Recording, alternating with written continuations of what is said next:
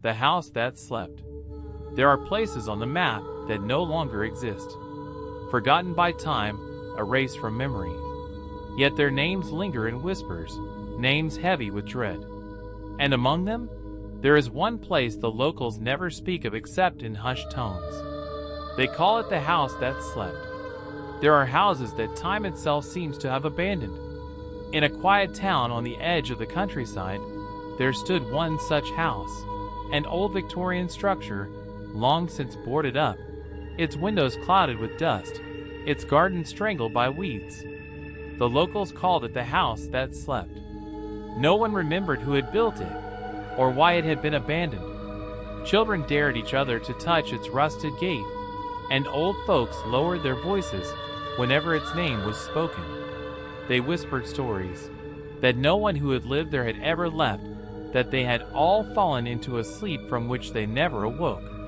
When Michael and Anna moved to town, they dismissed the tales as folklore.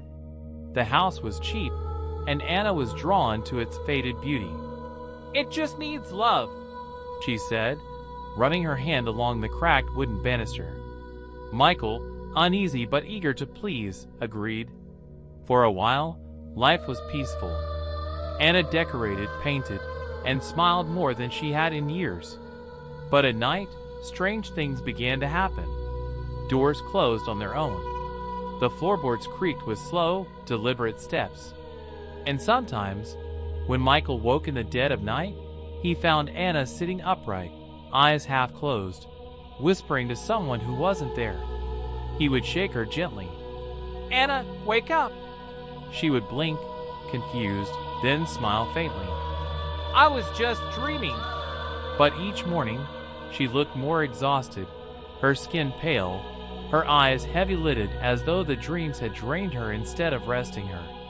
One night, Michael awoke to find her standing at the window. The moonlight revealed her lips moving soundlessly, her gaze fixed on the overgrown garden. He strained to hear her whisper. "They're waiting," she murmured. "They don't want to be alone anymore." And before Michael could respond, the house seemed to sigh, a long, low groan that echoed through its bones, as though it too were breathing in its sleep. At first, Michael believed it was just stress. The move, the new town, the house that demanded endless repairs, it made sense. But soon, Anna's dreams began to devour her. Each night, she fell asleep quickly, her body sinking heavily into the mattress as if pulled by unseen hands. And each morning, she woke weaker, her voice faint, her hands trembling. Michael tried to ask about the dreams, but Anna would only smile with a faraway look.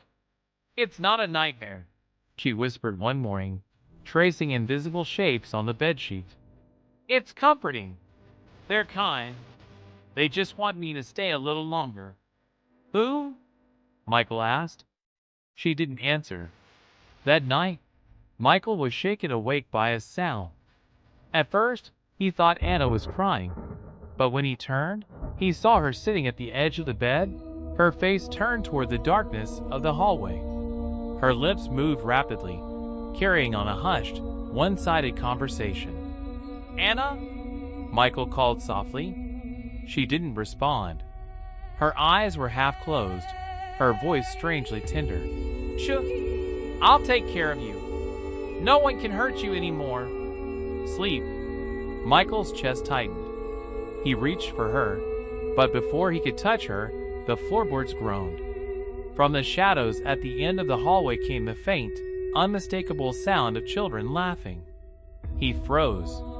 His skin prickled, as though the house itself were watching. The next morning, Anna seemed brighter than she had in weeks. She hummed while she cooked breakfast, her smile almost radiant. But Michael saw it for what it was. Her strength wasn't returning. It was being pulled from her. That evening, he decided to stay awake. As the hours stretched on, exhaustion clawed at him, but he forced himself to watch Anna's every move. Around midnight, she stirred, her breathing slow and heavy. She sat up, eyes closed, and whispered again. But this time, Michael heard the reply. A chorus of faint voices rose from the walls, soft, childlike, pleading. "Don't leave us! Stay! Stay!" Michael leapt from bed, shouting, "Stop it! Leave her alone!" His voice echoed, swallowed by the dark corridors. And then silence. Anna turned her head slowly toward him. Her eyes fluttered open, but they weren't her eyes anymore.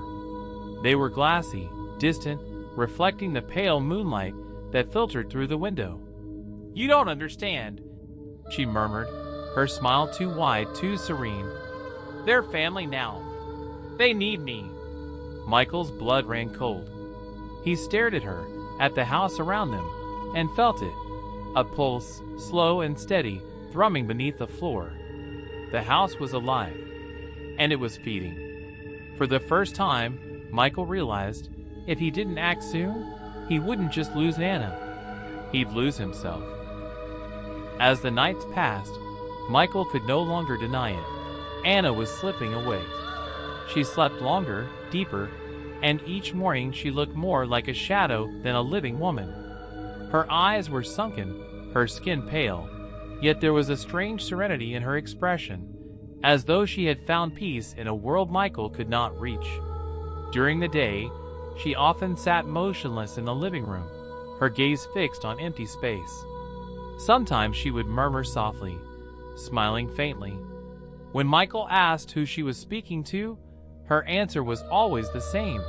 "They need me." One evening, desperate, Michael placed a recorder by the bed. He stayed awake all night, listening to her steady breathing. In the morning, he replayed the tape. What he heard made his blood run cold. It was Anna's voice, tender and soothing, but not meant for him. "Don't be afraid. Sleep now. We'll be together forever."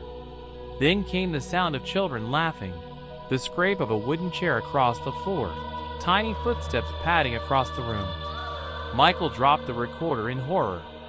In the silence that followed, he could have sworn he heard the faint patter of small hands brushing the floorboards behind him. But when he turned on the light, the room was empty. From then on, Anna rarely woke fully. Sometimes, even when her eyes were open, it was as though she were still dreaming. "Don't wake me," she whispered once. "The house is tired. We must sleep with it." Michael stopped sleeping altogether. Yet the longer he resisted, the heavier his eyelids grew. The house itself seemed to exhale around him, its beams creaking, its walls groaning, each sound like a lullaby dragging him under. One night, on the brink of exhaustion, Michael opened his eyes to see the room aglow with warm light. Before him stood a family, father, mother, 3 children.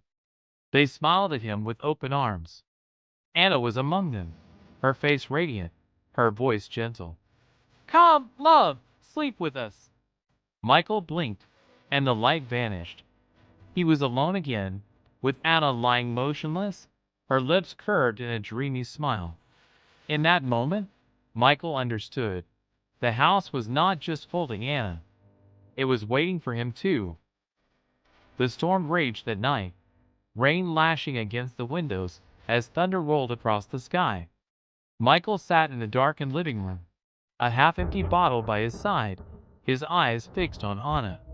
She lay motionless on the couch, lips moving faintly, whispering to someone he could not see. "We're leaving," Michael muttered, his voice trembling. He grasped her cold hand. But when Anna's eyes opened, what stared back at him was not hers. They were empty, bottomless, like a well with no end. "Leave?" she whispered with a strange smile. "This is home. This is where we'll sleep, forever." A chill swept through the house. The lights flickered, then died. Darkness pressed in. From the shadows came the sound of children's laughter, footsteps scampering across the floor, and all around him, a chorus of voices. "Sleep, sleep." Panic surged through Michael. He lifted Anna into his arms and staggered toward the front door. But the door would not budge. It groaned, heavy, as though countless unseen hands held it shut. The walls shuddered, the beams moaned. The entire house throbbed like a living heart. Anna slipped from his grasp, stepping backward into the darkness. Her pale face glowed faintly in the gloom, her smile serene. "I promised them," she whispered. "I belong here. Don't be afraid, Michael. You'll sleep soon, too." "Anna!" he cried, reaching for her. But she was already fading, her figure dissolving like mist into the shadows.